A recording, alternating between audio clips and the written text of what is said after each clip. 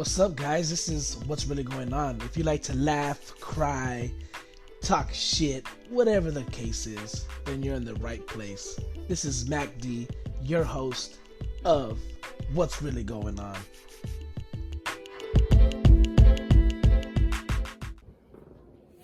What's up, guys? So it's been a minute. It's been a real long minute. What's this? Sorry about that. So it's been a real long minute since I've done a podcast, done an episode, but this is gonna be the first episode back, and I have a lot to share with you guys.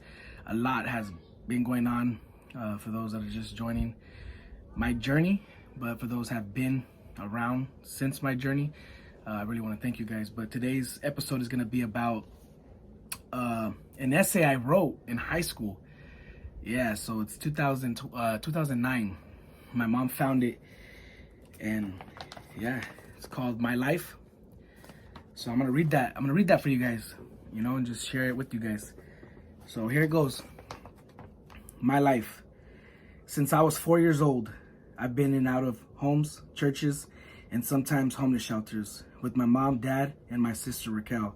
Raquel was my older sister, but sometimes she was like my mom because she would treat me like I was her son. She was always watching my back, and we were always together.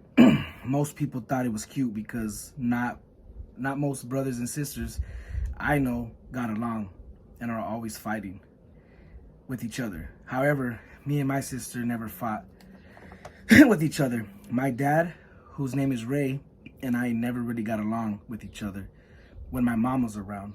It's funny because when it was just me and him, we got along like best friends, but that's only sometimes.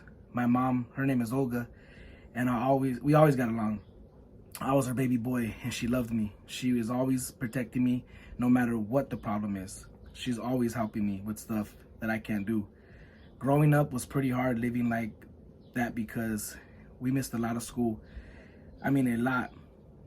One time, I missed one whole year of school. That was the time when we lived in our van at the park. I'll never forget that year we lived in our van. Sometimes it was scary at night at the park we stayed at in Riverside. You would think it wouldn't be that scary because it's a park where families and friends go to have kickbacks and stuff like that. But at night, stuff happens to people. People are doing drugs, and sometimes people die. 2 people that I knew died there. One of them, they called her Little Bit because she was like a small person. I remember she had a dog that was always with her until one day we saw the dog walking alone.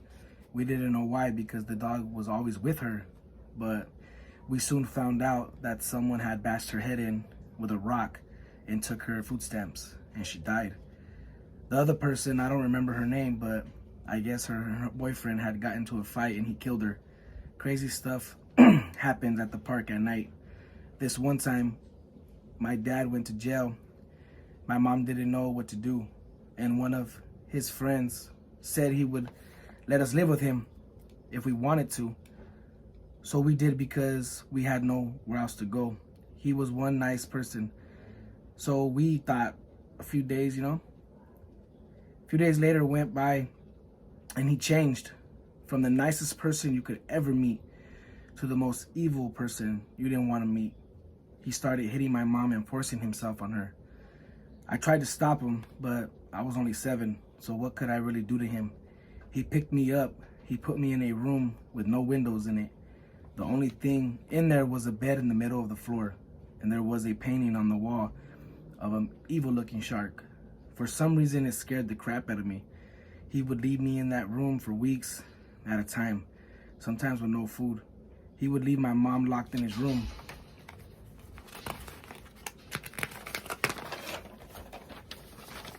My sister would lie next to the bottom of the door of the room that I was in and tell me that everything would be okay.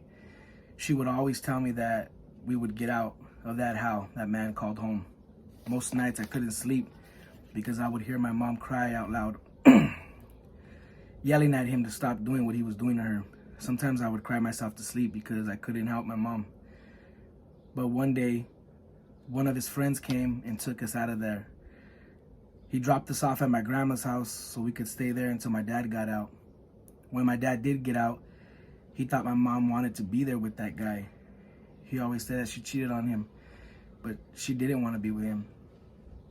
After that, we were still homeless until now. Now I'm 17 years old. We live with my tío Jesse and my cousins. I go to school now. I currently enrolled at Tracy High School, where I can make up credits that I'm missing at a faster rate than I would be able to at a regular high school. I'm trying to do better. I want to graduate. I want to get a job doing tattoos because I love to draw and I'm good at it.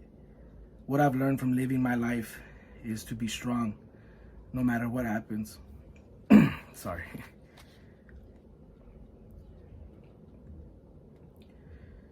Living a life like that has made me want to do good in my life, so that way if I have kids, they won't have to go through what I went through. So that's my story. Apologize. But yeah, I wrote that when I was 17. That's crazy. But I hope you guys enjoyed that. I mean, even though it's kind of fucked up, but just remember, you know, people do go through things. And don't think that you're alone. And you can talk to people, you know what I mean? And I'm glad I read this just to remind me of where I came from and what I've accomplished and what I've went through. Because as you guys know right now, I'm going through it pretty bad with things in my life. But just remember, you don't always have to be that afraid 7-year-old locked in a room. Hope you guys enjoyed that. You guys have a good one.